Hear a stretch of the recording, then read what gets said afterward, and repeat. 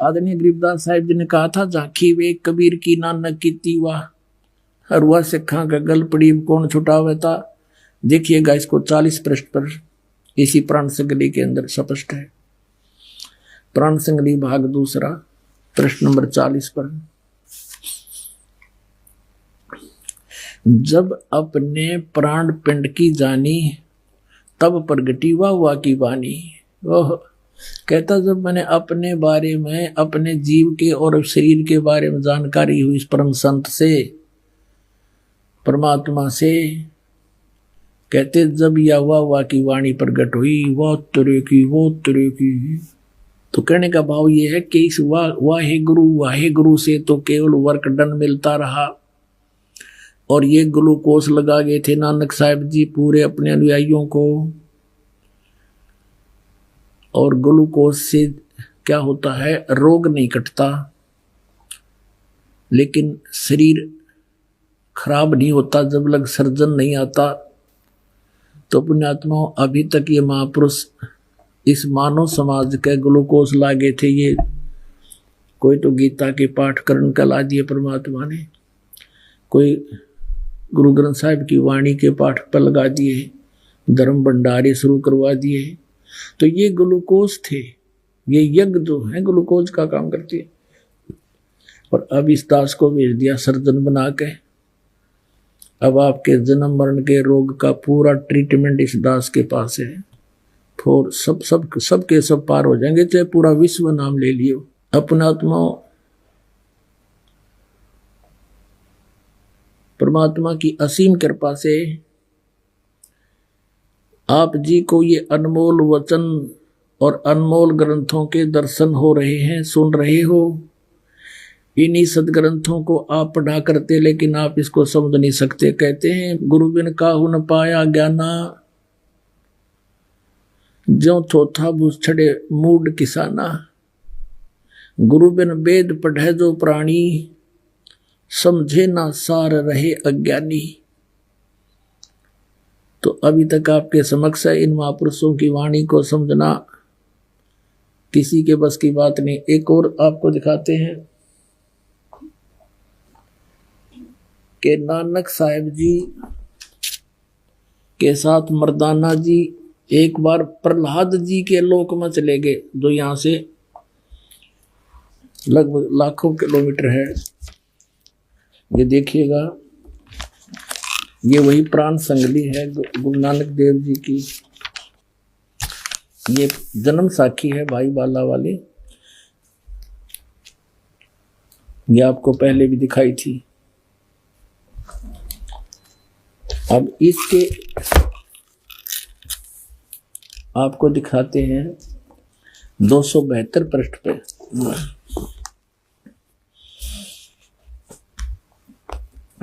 प्रहलाद भगत नाल गोष्ठी 272 पृष्ठ पे। तो प्रहलाद भगत किहा, जब नानक साहिब जी मर्दाना और बाला वहां पहुंचे प्रहलाद भगत के लोक में, ता प्रहलाद भगत किहा नानक तपाजी तैनू कलयुग विच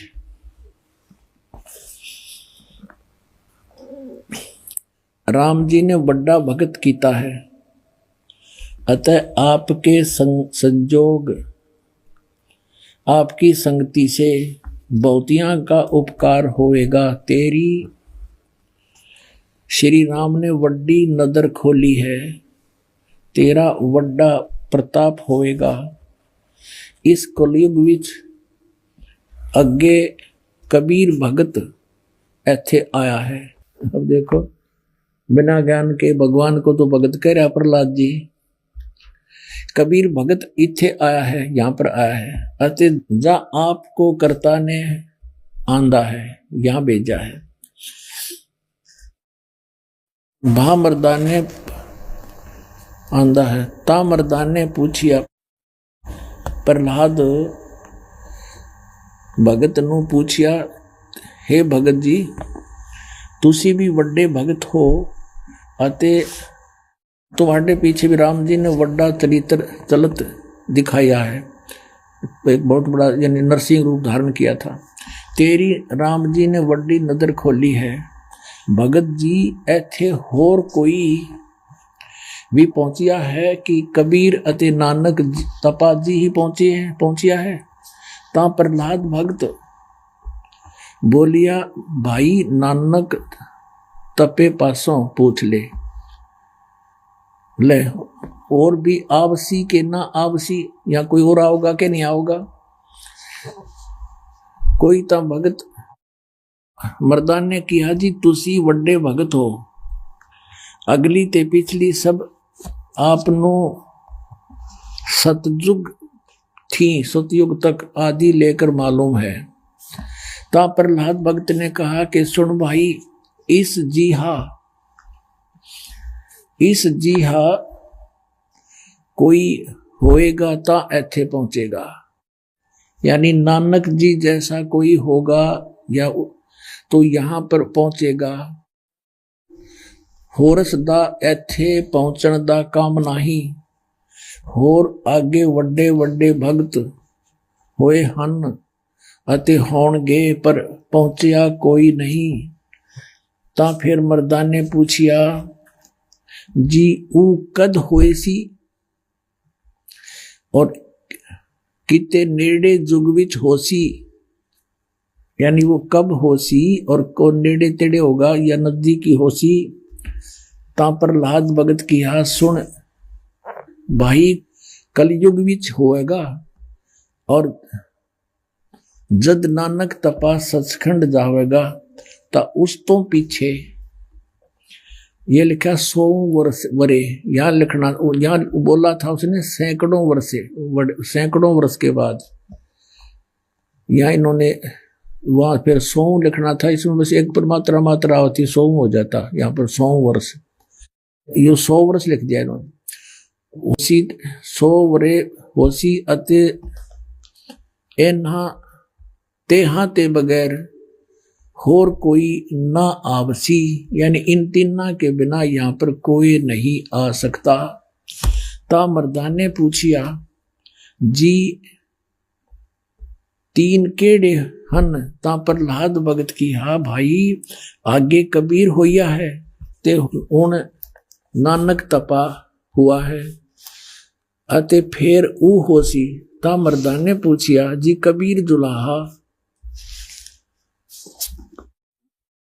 होया ते नानक खत्री होए अते जी ऊ किस वर्ण होएगा, वो किस वर्ण विच होएगा, यानी किस जाति से होएगा, ते किस धरती पर होएगा होसी और केड़े शहर ता।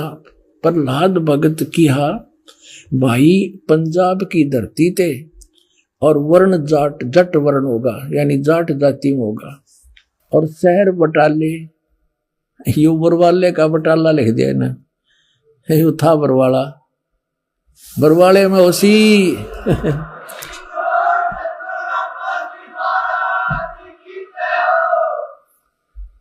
अब इसमें स्पष्ट कर दिया कि केवल 3 ही होंगे इस पृथ्वी पर इस राज को जानने वाले। एक तो भगवान स्वयं आए थे, कबीर परमेश्वर, अब उनको तो कोई समझ नहीं सका, वो तो परमात्मा थे ही। फिर नानक साहिब जी को उन्होंने ये ज्ञान दिया, उन्होंने तो प्रहलाद भक्त ने स्पष्ट कर दिया कि वो कौन कौन यहाँ आएंगे, और ये भी स्पष्ट कर दिया कि वो जाट जाति में होगा। इन बटाला लिख दिया, वो बरवाला में, उसका जो प्रचारक क्षेत्र बरवाला होगा, ये बरवाला आपके समक्ष है। बाकी बटाला के अंदर कोई भी जाट संत नहीं हुआ जो नानक साहिब जी के गुण रहस्य को समझ सका हो। इति सिद्ध। बोलो सतगुरुदेव की जय हो। परम पिता परमात्मा पूर्ण ब्रह्म सर्व सृष्टि रचनहार कुल मालिक कबीर परमेश्वर जी हमें यहां आकर के एक विशेष याद दिलाते हैं जिसकी हमें भूल पड़ चुकी होती है। हम संसार को देखा देखी उन्हीं क्रियाओं को अंतिम मान लेते हैं जो हमारे दादे परदादे करते आ रहे थे। संतानों उत्पत्ति, उसके बाद उनकी परवरिश, विवाह कर दिया, फिर परमात्मा से दुआएं करते रहते हैं इनको संतान दे भगवान।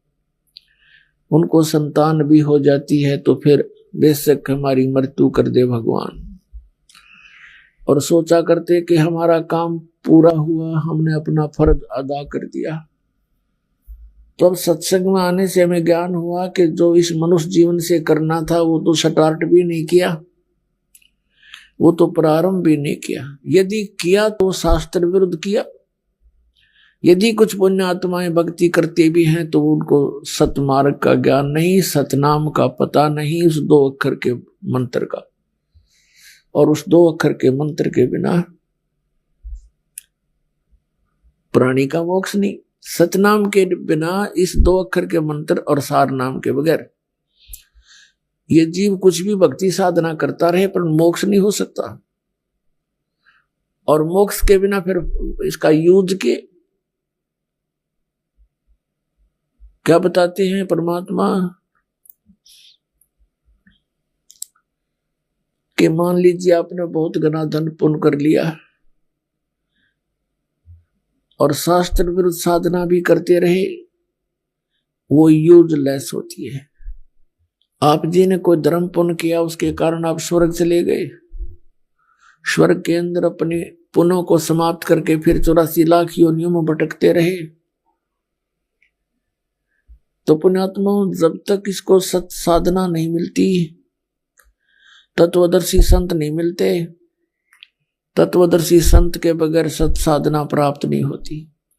तो तत्वदर्शी संत की भूमिका करने के लिए स्वयं परमेश्वर आते हैं सतलोक से चलकर, अपने सचखंड से, उस तीसरे मुक्ति धाम से, और यहां आकर के एक महात्मा का रूप धारण करते हैं, जिंदा महात्मा का। कलयुग में जिंदा महात्मा का रूप बनाते हैं और सतयुग त्रेता द्वापर में ऋषि का रूप बना कर आते हैं, क्योंकि उस समय ऋषियों की महिमा होती है और इस समय में साधु संत किसी भी वेशभूषा में होते हैं, उन्हीं को आदरणीय माना जाता है। एक धर्मदास नाम के श्रद्धालु थे, बहुत बड़े धनी व्यक्ति थे। इतने धनी व्यक्ति थे, बताते हैं उनके पूर्वज इतने पैसे वाले थे कि वहां के राजा पर जब कोई प्राकृतिक आपदाएं आ जाती थी, जैसे फ्लड आ जाती या अकाल गिर जाता, तो धर्मदास जी के पूर्वजों से, उनके दादा से, पिताजी से वहां के राजा लोग वित्तीय सहायता प्राप्त किया करते थे। अब कहने का भाव ये है दास का कि इतना पैसा जिसको हम सुख मानते हैं, और उस सुख से भी आत्मा संतुष्ट नहीं होती, क्योंकि इसको पता है, आभास है कि परमात्मा प्राप्ति बिना इस जीव का कोई लाभ नहीं, इस मनुष्य शरीर का। इसलिए इतना कुछ होते हुए भी वो भगवान की लगन में लगे हुए होते हैं, तो महापुण्यकर्मी प्राणी होते हैं। ऋग्वेद मंडल नंबर 9 सूक्त नंबर 86 में, मंत्र नंबर उसके 26 और 27 में, ऋग्वेद मंडल नंबर 9 सूक्त 82 के मंत्र नंबर 1, 2, 3 में, ऋग्वेद मंडल नंबर 9 सूक्त 96 यानी 96 के मंत्र 16 से 20 में, ऋग्वेद मंडल नंबर 9 सूक्त नंबर 94 मंत्र 1 में, ऋग्वेद मंडल नंबर 9 सूक्त नंबर 1 मंत्र 8-9 में, ऋग्वेद मंडल नंबर 9 सूक्त 20 मंत्र 1 में, और भी अनेक स्थानों पर वेद बताते हैं कि वो परमात्मा कबीर देव है, कबीर साहब है, और ऊपर ध्युलोक में रहता है, विराजमान है। ध्युलोक माने तेजो में, प्रकाश में, लोक में, और वहां से गति करके यहाँ आता है, अच्छी आत्माओं को मिलता है, उनको ज्ञान उपदेश देता है। तो पुण्यात्माओं, जो वेद ज्ञान बताते हैं, वेद परमात्मा के गुण बताते हैं, महिमा बताते हैं, वो लीला एकमात्र कबीर परमेश्वर जी ने की है, जो काशी शहर में जुलाई की भूमिका, दान की भूमिका किया करते थे। और वही एक जगत गुरु के रूप में, वही सब पीरा दे पीर, यानी सब गुरुओं के गुरु, जगत गुरु वो स्वयं ही होते हैं। अब जैसा आपको दास बार बार बताता है कि जिन महापुरुषों को परमात्मा प्राप्ति हुई, उन्होंने परमात्मा के वही गुण बताए हैं जो वेदों में वर्णित है, और उन महापुरुषों ने वो भी ज्ञान दिया है जो वेदों में वर्णित नहीं है, इनसे आगे का है। तो जिस महापुरुष की वाणी वेदों से भी मिलती है और वेदों से हटकर जो परमात्मा ने स्वयं आकर ज्ञान बताया उससे मेल खाता है, तो वो संत परमात्मा से परिचित है, वो साक्षात्कार कर चुका है। तो कलयुग के अंदर जिन महापुरुषों को परमात्मा मिले, उनमें से आदरणीय धर्मदास साहिब जी, आदरणीय मलुकदास साहिब जी, आदरणीय नानक साहिब जी सिख धर्म के प्रवर्तक, आदरणीय दादू साहिब जी, आदरणीय गरीबदास साहिब जी गांव छुड़ानी जिला दद्दर हरियाणा प्रांत वाले, आदरणीय गीसा दास साहिब जी गांव खेखड़ा जिला मेरठ उत्तर प्रदेश में, इन महापुरुषों को परमात्मा मिले। इनमें से आदरणीय गरीबदास साहिब जी को विशेष ज्ञान दिया परमात्मा ने, या धर्मदास साहिब जी को दिया, और एक या नानक साहिब जी को दिया। इन तीन महापुरुषों को विशेष ज्ञान दिया था। वैसे तो इन सभी महापुरुषों को ज्ञान दिया, लेकिन इन तीनों को विशेष ज्ञान दिया था। विशेष का तात्पर्य यह है कि जैसे आदरणीय धर्मदास साहिब जी और आदरणीय नानक साहिब जी तो कबीर साहिब के समकालीन थे, तो फिर बीच में क्या हुआ कि जैसे आपने कल देखा, इन महापुरुषों की वाणियों को कैसे खराब कर दिया। आदरणीय नानक साहिब जी ने परमात्मा प्राप्ति के उपरांत एक ग्रंथ की रचना की थी जिसका नाम रखा था प्राण संगली,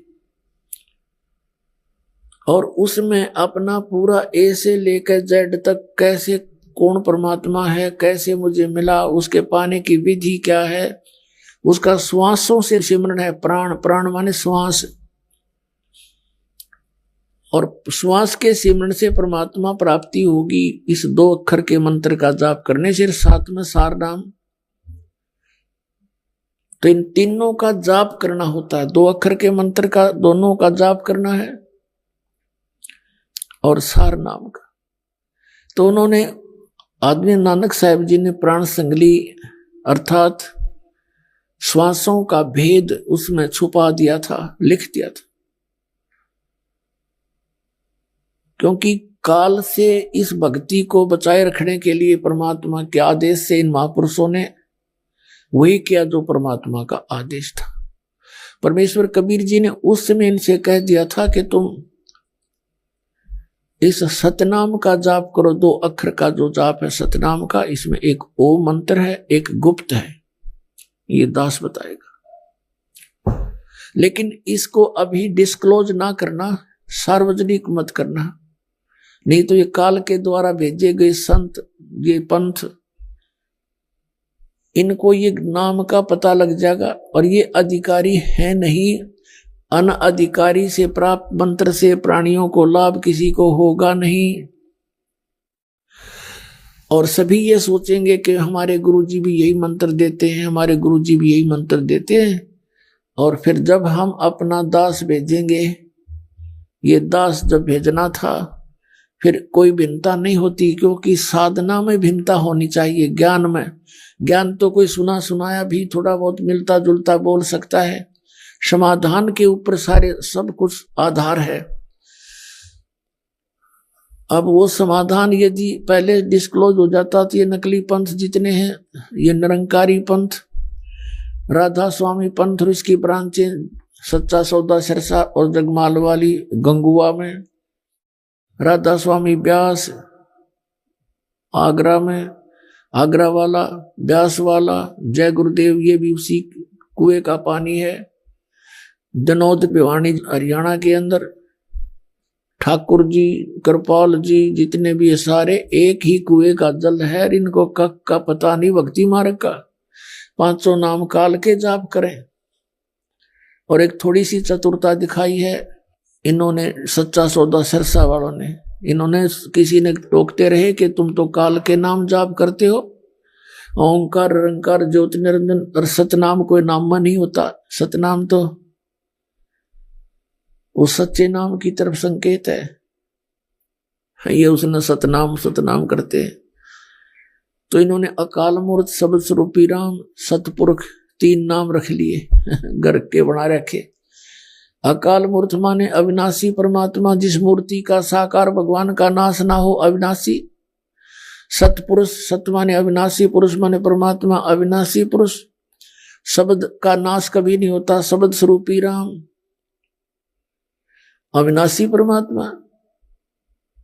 अब तीनों का अर्थ अविनाशी परमात्मा बनता है, चाहे सतपुरुष कह लो और चाहे काल मूर्त कहो, चाहे शब्द स्वरूपी राम कहो। जैसे जल कहो, नीर कहो, पानी कहो। जल पानी नीर कहना कौन सी अच्छी बात है? मूर्ख है कहे भाई जल चाहिए मुझे, जल पानी नीर चाहिए, जल पानी नीर, ये कोई बात हुई? तो ये ऐसे कहने, इन मंत्र से कोई लाभ नहीं होगा। ये तो उपमात्मक नाम है परम पिता के। अब उस जिसके ये नाम है, जिसकी ये उपमा है, उसको तो हमने पाना है। जैसे जल पानी नीर करता रहे, तो जल को तो हमने प्राप्त करना है। उसकी विधि है, बोकी लगाई जाती है और उस बोकी को मिट्टी उसके बाहर निकालते हैं और खोदती रहती है, पाइप सी होती है, गोल सा यंत्र, और पाइप नीचे जाती रहती है, मिट्टी निकलती रहती है। तो पानी तक पहुंचाने का काम उस बोकी और पाइप का है। उसके बाद मशीन लगती है हैंडपंप के ऊपर, जो फिर उसकी भी पूजा, उसको भी ऐसे हिलाया जाता है, प्रैक्टिस की जाती है, तब जल निकलता है। ऐसे ही ये 2 अक्षर का मंत्र जो सतनाम है, जिसमें एक ओम मंत्र है और एक आपको पता है जिन्हें उपदेश मिल गया है, तो ये श्वास उश्वास से मंत्र करना है। तो प्राण संगली के अंदर आदरणीय नानक साहब जी ने ये भेद छुपाया था, लिखा था, लेकिन वो भी कोड वर्डों में होता है, सीधा नहीं लिखते संत। अभी तक नहीं लिखना था सीधा और ना ही बताना था। अब जैसे प्राण संगली में कहीं ओम शब्द लिखा है तो कहीं जाकर सोहम लिखा है। एक जगह लिखा तो और भी कई जगह था, लेकिन उसको इन्होंने मिटा दिया। लेकिन इसमें सिमरन की विधि नहीं बता रखी हो बिल्कुल भी पूरे ग्रंथ में। इतना अवश्य बताया जाता है, जैसे कबीर परमात्मा कहते हैं, श्वास उश्वास में नाम जपो और व्यर्था श्वास ना खो, ना जाने इस श्वास को आवण हो कि ना हो। आदरणीय गरीबदास साहब जी कहते हैं कि इस 2 अक्षर के मंत्र के बारे में कहते हैं, सतनाम, इसको जपो, श्वासा, श्वास के द्वारा इसका जाप करो। तो पुण्यात्माओं, जैसे 2 अक्षर का मंत्र है, ये सतनाम है। श्वास बाहर छोड़ते हैं, श्वास अंदर लेते हैं। एक श्वास में एक मंत्र छोड़ना है, दूसरे में दूसरा लेना है। और कई नाड़ी क्या करते हैं, सोहम मंत्र परमात्मा के सदग्रंथ से चुरा लिया। कबीर परमेश्वर कहते हैं, सोहम शब्द हम जग में लाए, सार शब्द हमने गुप्त छुपाए। ये सोहम शब्द आपके किसी भी लेख में नहीं पाओगा, वेद शास्त्र में नहीं है। आपके जो 52 अक्षर के लेख हैं उनमें ये मंत्र नहीं है। सोहम शब्द हम जग में लाए, सार शब्द हमने गुप्त छिपाए। सोहम शब्द तो प्रकट कर दिया, लेकिन सार शब्द कहता हुआ भी नहीं लागण दी परमात्मा ने सार नाम के। नहीं तो ये नकली नाश कर देते सारे भक्तों का, करोड़ों तो बर्बाद कर दिए, शेष का भी भट्ठा बैठा देते हैं। न इनकी भक्ति, इनका हेड ऑफ द डिपार्टमेंट प्रेत बनकर धक्के खा रहा है। शिवदयाल जी अपनी बेटी, अपनी ही शिष्या बुक्की में आकर के ओक्का पीवे, और फिर वो चूरमे खा, रोटी खा बैठ के, हो गया पार, वो डुबो गया दुनिया ने। श्रद्धालुओं ने उसको परम धनी माना, 500 नाम काल के जप के हठ योग करके अपना जीवन नाश किया, करोड़ों को और विनाश कर डाला। अब ये सतनाम का जो 2 मंत्र का अक्षर है, अक्षर का 2 मंत्र का अक्षर का समझ लो, ये जाप है सतनाम। ये तो ऐसा समझो कि जैसे बोकी और पाइप का काम है। और उसके बाद फिर हैंड पंप, अगर मशीन नहीं बंधी ऊपर तो यूजलेस है वो। पाइप पानी तक पहुंच गई, सारी बात होगी, लेकिन वो मशीन ना लगी तो भी यूजलेस है। तो सार नाम वो मशीन है और सतनाम ये 2 अक्षर का उस जल को पाने की बोकी का काम करेगा। उल्टी सुल्टी बोकी श्वास उश्वास से लगेंगी। तो इन महापुरुषों ने ये भेद नहीं बताया कि कैसे सिमरण करना होता है श्वास का। इतना अवश्य हिंट दिया है कि ये प्राणों से, श्वासों से सिमरण होता है। और कुछ नाड़ी क्या करते हैं, परमात्मा के इस सूक्ष्म वेद से, कबीर वाणी से सोहम शब्द ले लिया, उसके 2 भाग कर लिए। कहते हैं 100 बाहर निकाला, हम अंदर ले ले। कमाल की बात है। एक मोटरसाइकिल के 2 भाग कर ले, बीच तक काट ले उसने। हरनों का यू पही आगे न चलेगा, यू पाछे न चलेगा। परमात्मा कहते हैं बेखों के लश्कर फिरे, ये बेखों के पंथों के लश्कर फिरे, यानी टोल के टोल बने फिरते हैं। ये बाणी चोर कठोर और सतगुरु धाम ना जावेंगे, ये 84 के ढोर। क्या बताते हैं कि ये ना जाने कितने पंथ बन गए, कितने संत बन गए, परमात्मा की वाणी चुरा करके। बेखों के लश्कर फिरे, ये बाणी चोर कठोर और सतगुरु धाम ना जाएंगे, ये 84 के ढोर। राधा स्वामी वालों ने कबीर परमेश्वर जी की वाणी को चुरा कर नारी दुकान बना ली, और जिस कारण से मालिक की ये वाणी स्पष्ट सिद्ध हो रही है कि शिवदयाल जी भूत बनकर अपनी शिष्या बुक्की में प्रवेश है। तो पुण्यात्मा बुद्धिमान व्यक्ति को देर नहीं करनी चाहिए, मनुष्य जीवन बार बार नहीं मिलता। और इस दास के इस महापरोपकार के प्रयत्न को आलोचना मत गिनना, आपके लिए एक वरदान सिद्ध होगा। ये जब तक नकली और असली का आपके रूबरू नहीं कराया जाएगा, तब तक आपका भ्रम कैसे दूर होगा कि हमारे पास जो नोट है ये सचमुच नकली है या असली। अगर फिर भी आपका असली लगता है तो रखो, कोई दबाव नहीं किसी के। तो सतनाम जो है ये आपको 2 अक्षर का दिया जाता है। फिर आदि नाम जिसे सार नाम कहते हैं, वो ये दास आपको देगा और दे रहा है। अब ही देना था, इससे पहले इसकी भनक भी नहीं पड़न देनी थी किसी को। परमात्मा ने कहा धर्मदास मोरी लाख दुआई, ये सार नाम की दबार ना जाई। सार नाम बार जो पढ़ी, बिचली पीढ़ी हमसे नहीं तरही। तो पुण्यात्मा इन महापुरुषों को सतनाम के लिए भी मना कर दिया था कि ये मूल ज्ञान की दबार ना जाई। तो जिस कारण से आदरणीय नानक साहिब जी ने इस सतनाम की भनक भी नहीं लागने दी किसी सिख को। एक बार मर्दाना ने कोशिश की थी इस सतनाम के जाप करने की, जो भाई बाले वाली जन्म साखी गुरु नानक देव जी की समुद्र की साखी में वर्णित है कि नानक साहिब जी से अर्ज की थी बाला और मर्दाना ने कि हे महाराज हमको लंका दिखा दो। तो समुद्र के किनारे जब पहुंच गए, आंखें बंद कर फिर खुलवाई और कहा कि अब मेरे पीछे पीछे समुद्र के ऊपर चलो, वाहिगुरु वाहिगुरु कहते रहना। आगे आगे नानक जी, श्री नानक देव जी, पीछे पीछे दोनों चेले बाला और मर्दाना चल रहे हैं। समुद्र के ऊपर जैसे पृथ्वी पर चला करते हैं, वो दोनों जने वाहिगुरु बोल रहे हैं, लेकिन नानक साहिब जी इस 2 अक्षर के मंत्र का नाम उच्चारण करके जाप कर रहा है। अब मर्दाना ने देखा कि गुरुजी तो ओम सोम जपते जाते हैं, उसने भी यही 2 अक्षर का मंत्र शुरू कर दिया तो समुद्र में डूबने लगा, गोते खाने लगा, मरने को हो गया।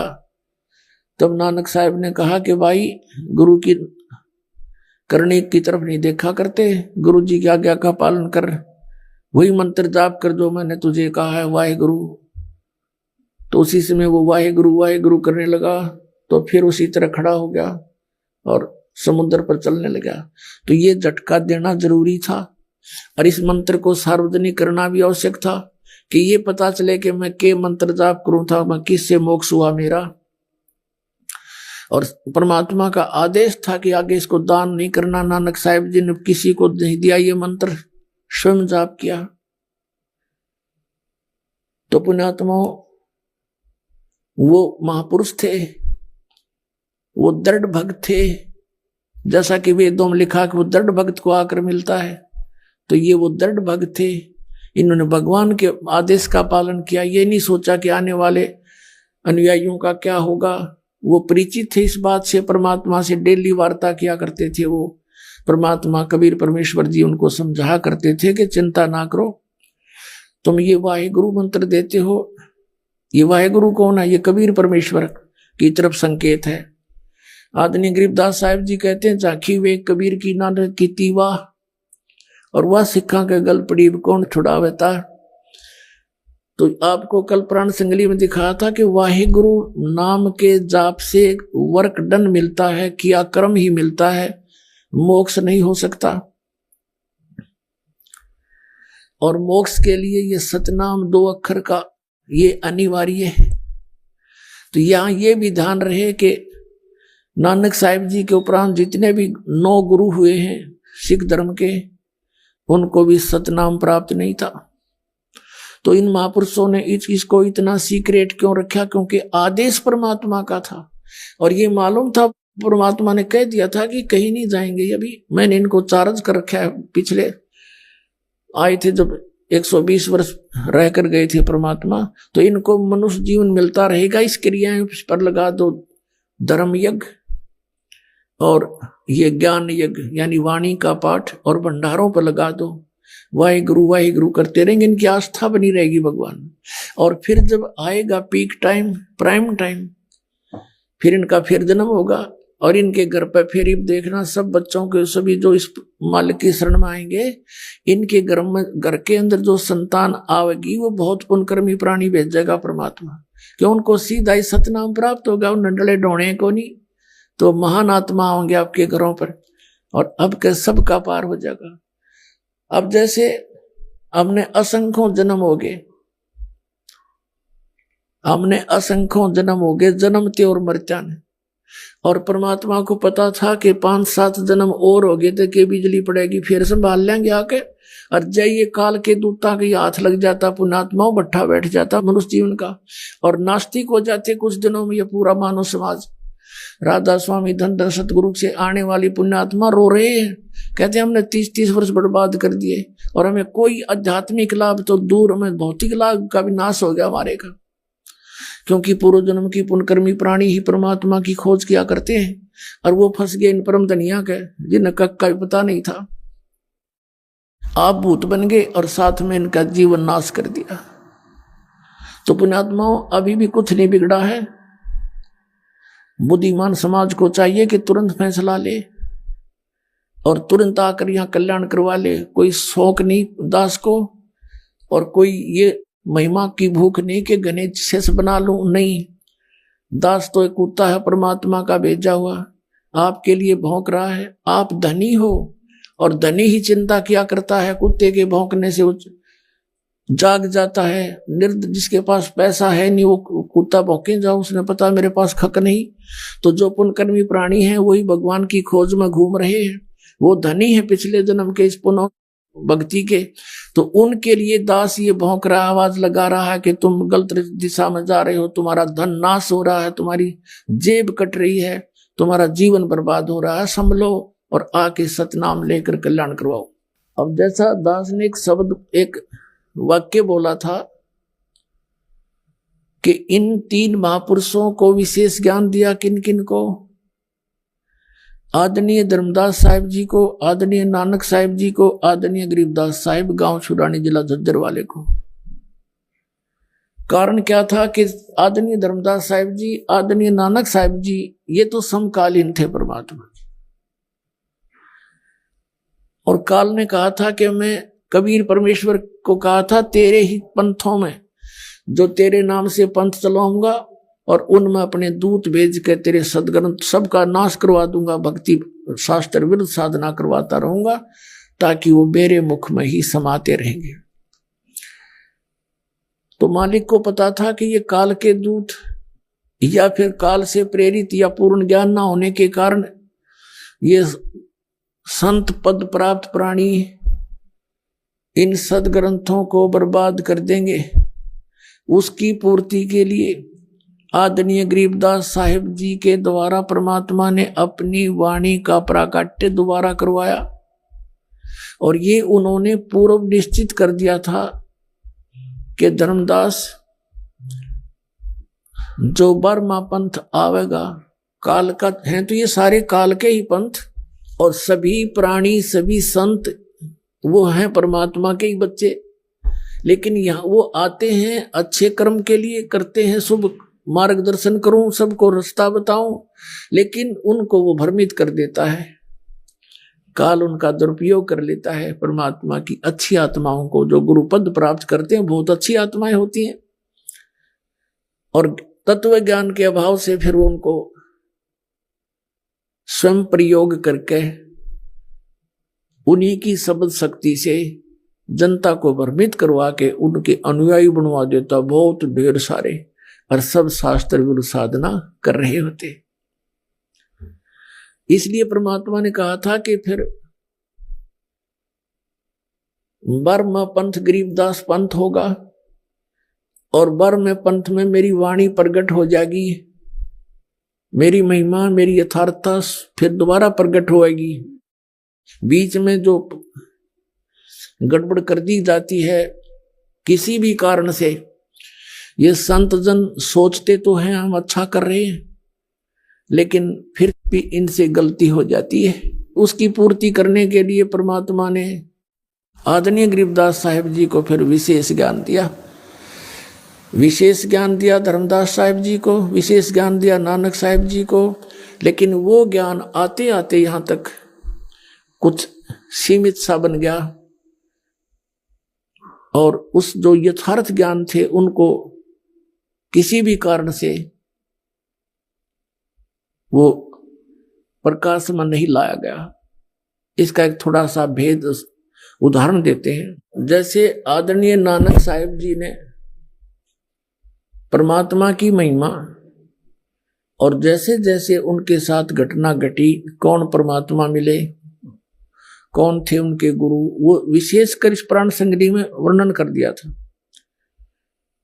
तो फिर उधर से एक घटना ऐसी मालिक ने रजा बख्शी थी कि मर्दाना ने 2 अक्षर का नाम जाप करना शुरू कर दिया था। वहां उसको झटका देना भी अनिवार्य था कि कहीं आने वाले समय में अन्य कोई इस मंत्र का जाप करता रहे, सार्वजनिक हो जावे और परमात्मा के आदेश की उल्लंघना हो जाएगी, मैं दोषी हो जाऊंगा। नानक साहिब जी ने सोचा था।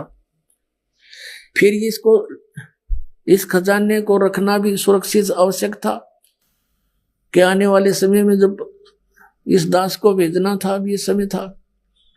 तो यहां तक इस परमात्मा के इतिहास को जीवित भी रखना था। अब क्या किया, प्राण संगली के बारे में नानक साहिब जी ने क्या लिखा है उसको, उस ग्रंथ के बारे में, और फिर उसको गुरु ग्रंथ साहिब में शामिल नहीं किया गया। उसका कारण क्या था? उसका कारण यही था कि इस प्राण संगली के अंदर पूरी डिटेल लिखी हुई थी। इस 2 अक्षर के मंत्र की रह रहकर लिखा हुआ था, बहुत बार लिखा हुआ था, और साथ में ये भी लिखा हुआ था कि मुझे बनारस में, काशी में वो कबीर जो धानक है दुल्हा, वो मेरा गुरु जी था, मैंने उनसे उपदेश लिया था। अब 5वें गुरु अर्जुन देव जी ने जब उसको पढ़ा, राजा शिवनाभ से मंगाकर सिंगल दीप तय, उसमें जब सारा कुछ डिटेल देखी, उसमें ये मंत्र भी था जो मर्दाना ने जाप किया, और श्री नानक साहिब जी ने मना कर दिया था, तो उन्होंने ये दृष्टिकोण भी रखा कि कहीं इस ग्रंथ को, प्राण संगली को गुरु ग्रंथ साहिब में मिला दूं, आने वाले समय में सिख समाज इसका जाप करेगा, क्योंकि लिखा गया तो पढ़े भी गए, जाप भी करने लग जाएंगे, क्योंकि इसमें बहुत डिटेल लिखी है कि इस नाम के बिना मोक्ष नहीं हो सकता। प्राण संगली में लिखा है कि इस मंत्र से, सतनाम से, सच्चे नाम बिन मोक्ष नहीं हो सकता। तो अंडरस्टूड है कि अगर ये पता लग जाता, इसमें लिखा तो ये शुरू कर देते, वाहे गुरु छोड़ के इसका भी शुरू कर देते, तो इन काल के दूतों का हाथ लग जाता। जिस कारण से श्री अर्जुन देव जी ने इस पवित्र सदग्रंथ को, नानक साहिब के द्वारा लिखे सदग्रंथ को जल में फेंक दिया पूरा का पूरा। अब देखो, ऐसे इस काल ने, चाहे कुछ भी कारण था, उन महापुरुष ने कुछ भी सोचा, लेकिन ये अच्छा प्रयत्न नहीं था कि उसको समाप्त कर देना। ठीक है, ग्रंथ साहिब में नहीं डालना था तो अलग रख लेते और उसको आने वाले को बता जाते कि इसको अभी सीक्रेट रखना है। फिर भी दया करी दाता ने उसको निकलवाया किसी में प्रेरणा करके। देखो इन्हीं का इतिहास बताते हैं। ये प्राण संगली देखो,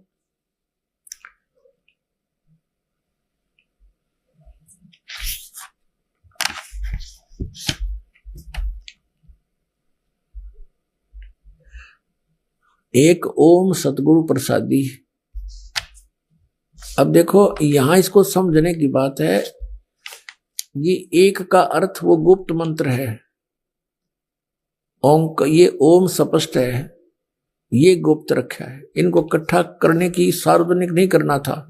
ये असली वो मंत्र हैं जो 2 अक्षर के दोनों मंत्र हैं, और ये सतगुरु से प्रसाद के रूप में मिले हैं, श्री नानक जी कहते हैं। प्राण संगली सटीपन प्रथम भाग। श्री गुरु नानक साहिब विरचित प्राणों का अपूर्व कवच, जो सुरत शब्द योग साधनमयी अमोघ तारों से रचा हुआ, काल कर्म माया कृत विघ्नों से गुरुमुखों का सुरक्षक का हितकारी, जिसका संत संपूर्ण सख जी ने इसको प्रेम प्रसाद रूप से अर्पण किया। इसके लिए जिसके मालिक वेलविडियर प्रेस इलाहाबाद ने अपने खर्चे से अपने यंत्रालय में प्रकाशित किया। ये यहां से छपा। अब इसमें क्या लिखा है, आवश्यक सूचना नामक शुरू में लेख है। गुरु नानक साहिब ने यह अपूर्व ग्रंथ प्राण संगली किस अवसर पर सिंगला द्वीप में वहां के परम भक्त राजा शिवनाभ जी को उपदेश करके बख्श दिया, शिवनाभ राजा को दे दिया, और फिर उनकी 5वीं गद्दी के अधिष्ठाता गुरु अर्जुन देव जी ने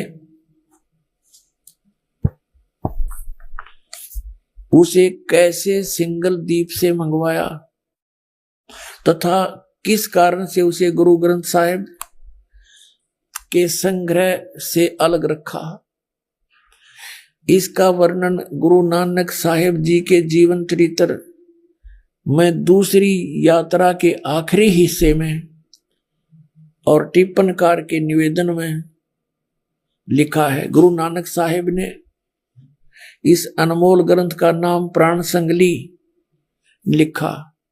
क्यों रखा? यह तो पक्के तौर पर वही कह सकता है जिसकी गति उन किसी हो, जो नानक साहिब जैसे पहुंचे हुए संत हो। यह सच्ची तो वही बता सका है कि प्राण संगली नाम किस लिए रखा। तो भी कुछ लखावा उसका उनके इस वचन से होता है जो निज मुख से उन्होंने राजा शिवनाभ से कहा। नानक साहिब ने कहा था इस प्राण संगली रूपी ग्रंथ के विषय में, ई ग्रंथ मेरी देह है, मेरा स्थूल रूप है, प्राणों मेरियों का संग्रह का ये कवच है, जगत समुद्र का ई पुल है। संसार रूपी समुद्र से पार होने के लिए इसमें विशेष भेद दिया है मैंने। जगत समुद्र का ई पुल है, ई प्राण संगली मैं तैनू बख्शी है, ई अजर वस्तु है, सो तैं ही जरी है, यानी इसके लिए तू ही विश्वास पात्र है मेरा, और तूने इस पर विश्वास किया है। ई प्राण संगली अमृत प्रवाह है, तेरे ही मुख विषय प्रवेश हुई है, होर तिन लोका विच इस वस्तु नु संभालता कोई नहीं, ताते प्राणों विखे प्राण संगली रखनी। कहता इसने इतनी संभाल कर रखी है जैसे सांस होया करें। अब क्या कहा है नानक साहिब जी ने, देखो पुण्यात्माओं, ये शब्द पढ़कर दास की आंखों से आंसू बहने लगे। जिस दिन पहली बार पढ़ा, अभी हफ्ता पहले पढ़ा इसको, कि कितनी प्यार से कहा है कि ये मैंने जो एक परमार्थ लेख लिखा है, अपना अनुभव लिखा है परमात्मा से प्राप्त ज्ञान के आधार से, और ये प्राण संगली ग्रंथ मेरा शरीर है, मेरी देह है। अब जैसे गुरुजी का सत्कार करते हैं ऐसे आदरणीय तो रखना इसको, यानी किसी ओछे मंदिर